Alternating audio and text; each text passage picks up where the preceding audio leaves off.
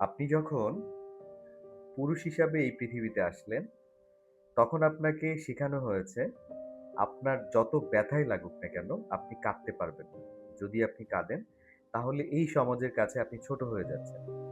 সেই ভয় থেকে আমরা আর কাঁদি না। যত ব্যথাই পান না কেন, হোক সেটা ফ্যামিলির থেকে, হোক সেটা আত্মীয়স্বজনের থেকে, হোক সেটা আপনার সবচেয়ে কাছের মানুষটার থেকে। আপনি আর কাঁদতে পারবেন না। কারণ আপনাকে শেখানো হয়েছে আপনি যত ব্যথাই পান না কেন, আপনি যদি কাঁদেন তাহলে এই সমাজের কাছে আপনি ছোট হচ্ছেন।